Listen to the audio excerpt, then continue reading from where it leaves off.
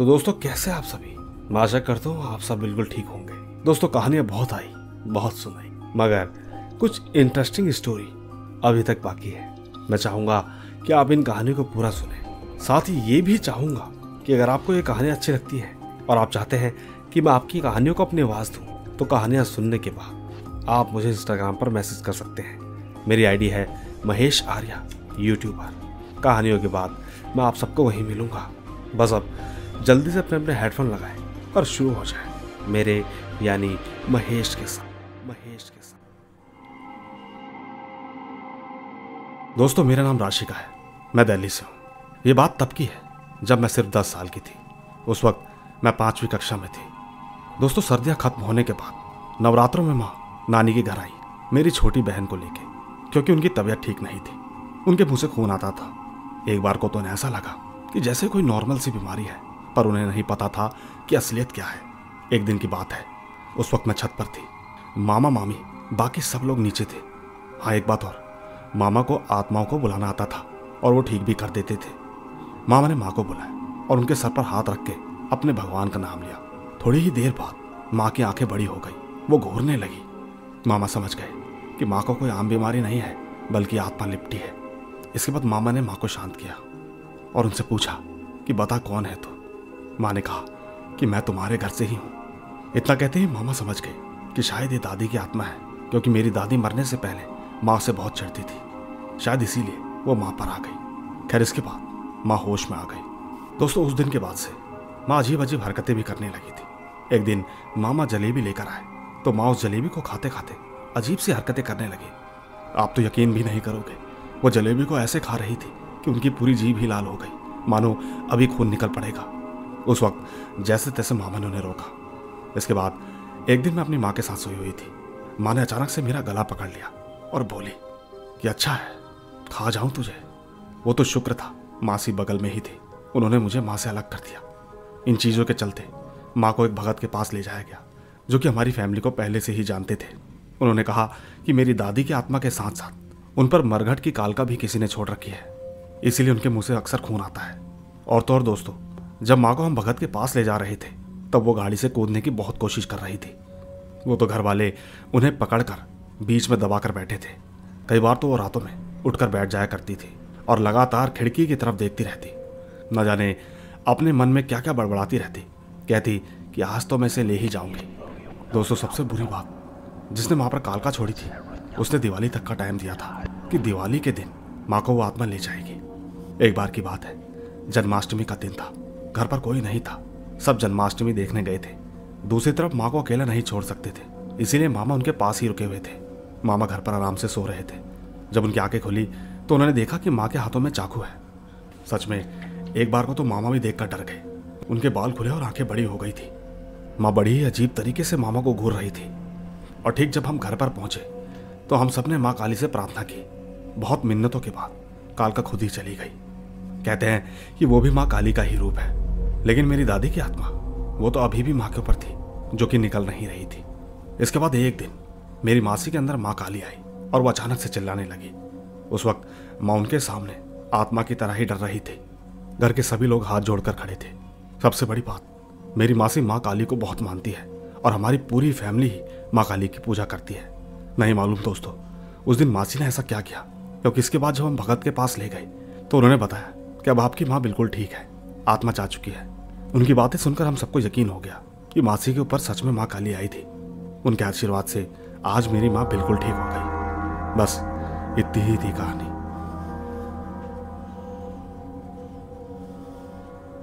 दोस्तों ये थी राशिका की कहानी। इनकी कहानी वाकई लाजवाब थी। आपको कैसी लगी नीचे कमेंट जरूर कीजिएगा। बाकी ले चलता हूं आपको हमारी आज की दूसरी कहानी की तरफ। आइए सुनते हैं।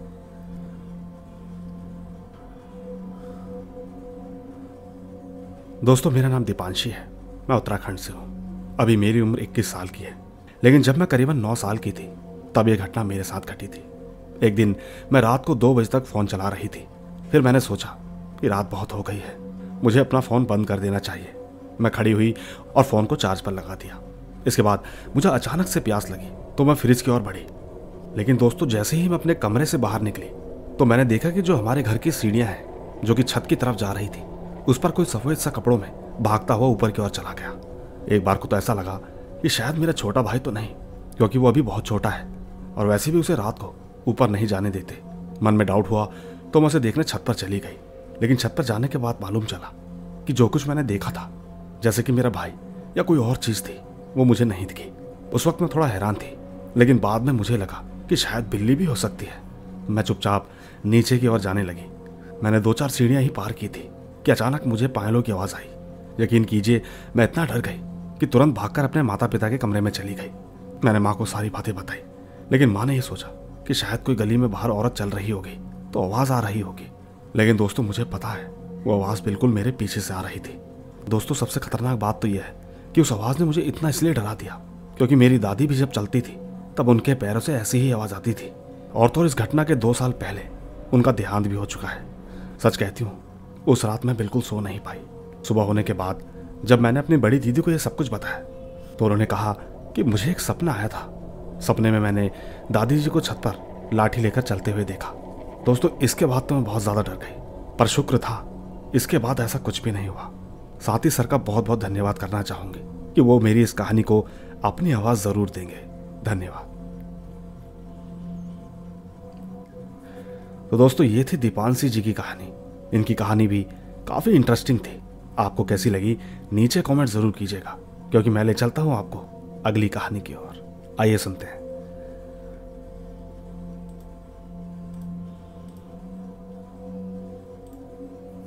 दोस्तों, ये कहानी शुरू हुई थी 2023 अगस्त, जबकि इससे 2 साल पहले हमारी जिंदगी बहुत अच्छी चल रही थी।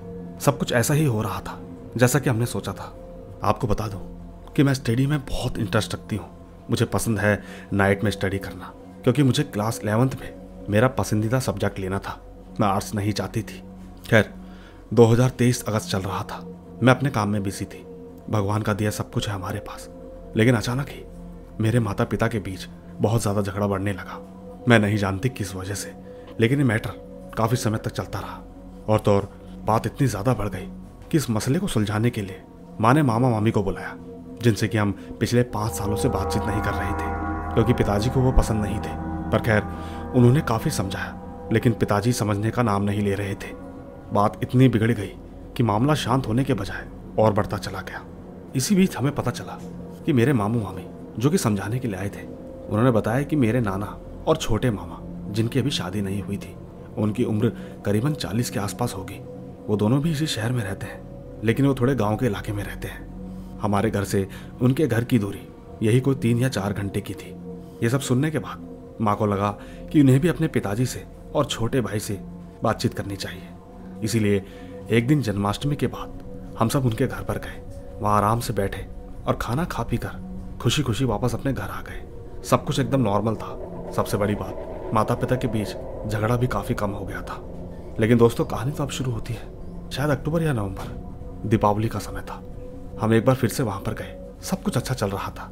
सभी लोग कमरे में बैठकर खाना खा रहे थे। उसी वक्त मेरे मामा, जो कि नाना के साथ रहते थे, मैंने आपको बताया था कि उनकी शादी नहीं हुई थी। तकरीबन 40 साल हो चुके थे। वो अचानक रसोई में आए और मेरे हाथ की बनाई चाय की तारीफ करने लगे। उनकी ये बात सुनने के बाद मुझे अच्छा नहीं लगा, क्योंकि उनका रवैया कुछ अजीब सा लग रहा था। पर क्या करें, रिश्तेदार तो रिश्तेदार ही होता है। पर खैर, समय बीतता गया।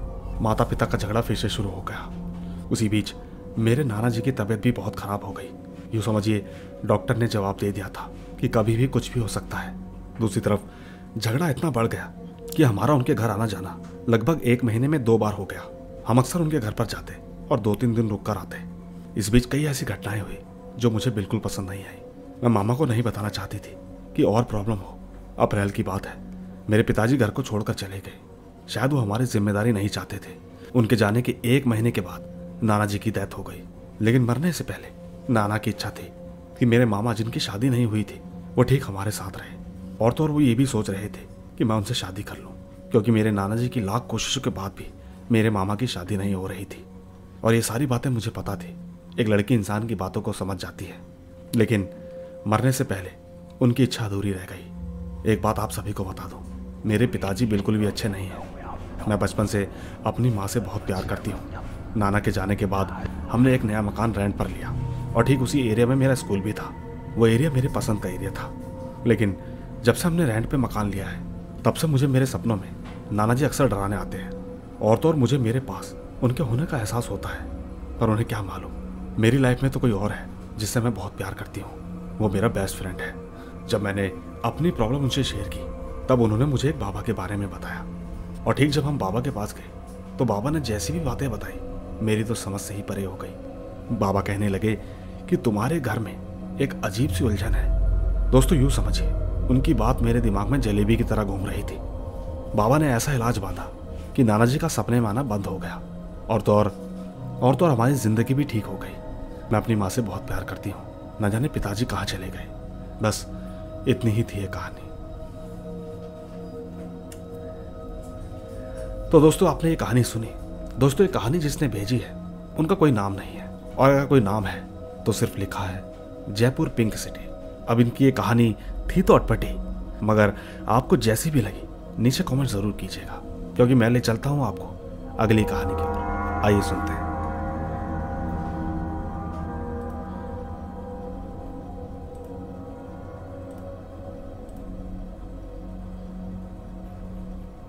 दोस्तों इस कहानी को सुनाने से पहले बता दूं कि ये कहानी किसी यमू ने भेजी है।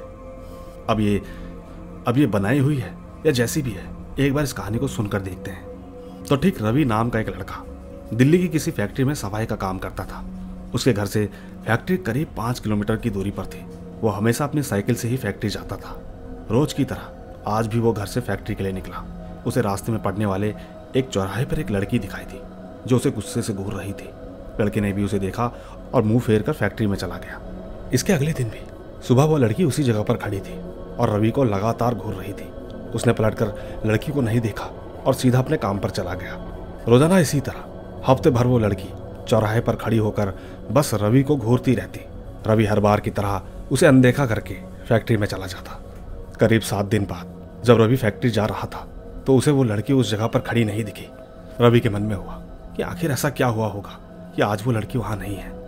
रवि ने सोचा कि उस लड़की से कुछ पूछने या बात करने से भी डर लगता था, क्योंकि वो बुरी तरह से घूरती थी।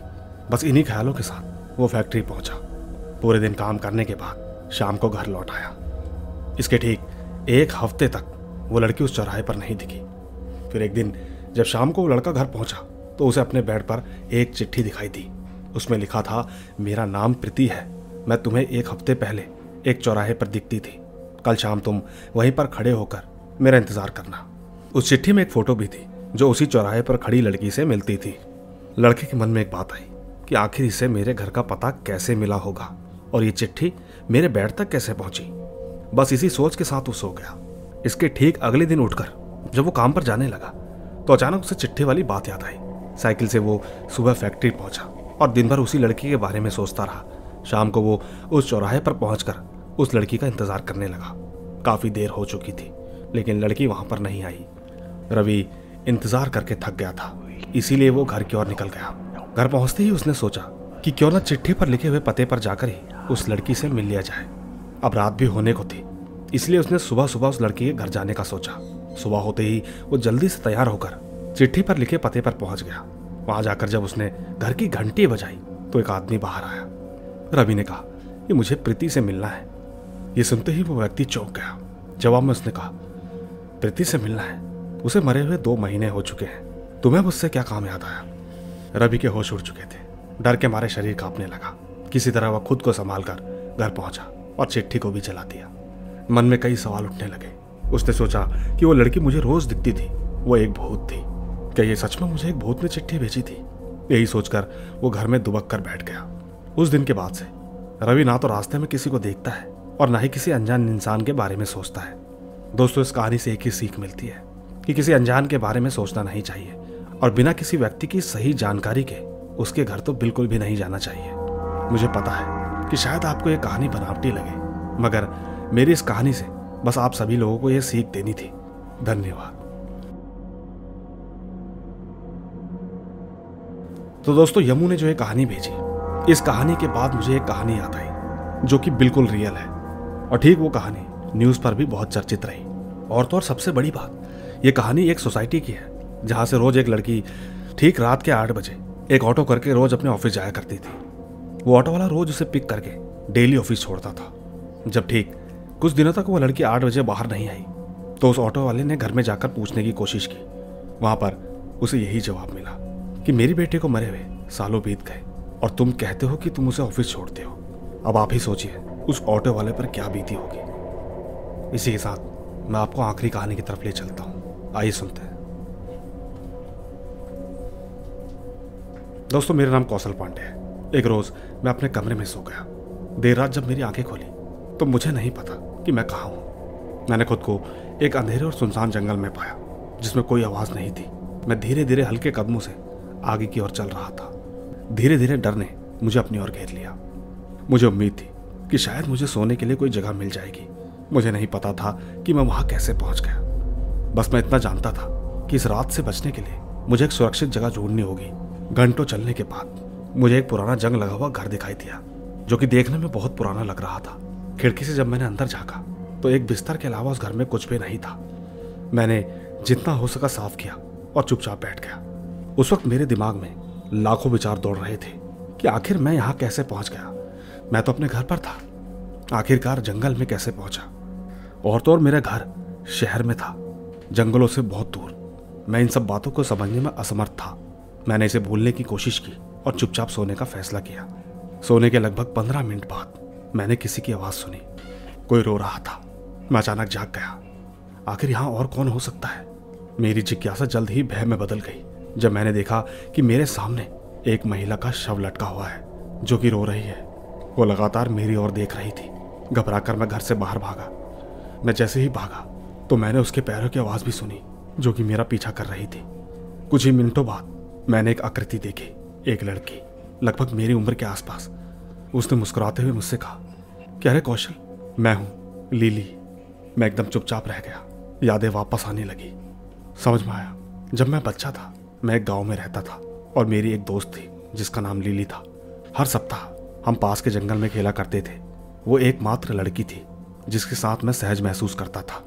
मुझे याद आया उसे अंगूठियां पहनना कितना पसंद था।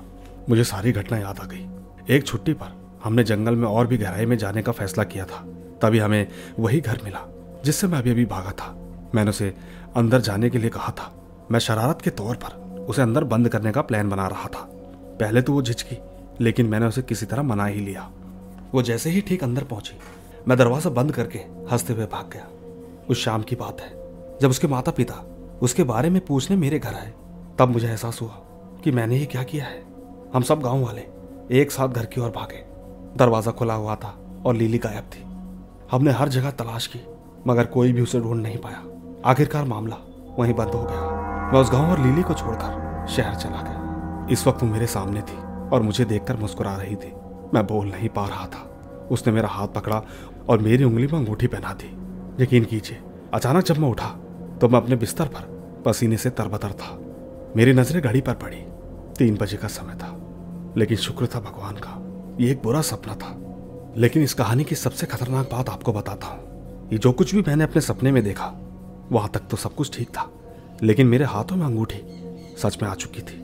हालांकि इसके बाद से मुझे इस तरह का सपना कभी नहीं आया, लेकिन अंगूठी मेरे हाथ में कैसे आई इसका जवाब मुझे आज तक नहीं मिला। धन्यवाद। बस इतनी ही थी मेरी ये कहानी। तो दोस्तों, ये थी हमारी आज की कुछ इंटरेस्टिंग कहानियां। मुझे उम्मीद है कि आपको ये कहानियां जरूर मजेदार लगी होंगी। बस आप इसी तरह प्यार बनाए रखें। मैं जल्द ही मिलूंगा आपसे एक रोमांच भरी रहस्यमय कहानी के साथ। बस तब तक आप अपना और अपने परिवार का ख्याल रखें। चलता हूं। Bye bye.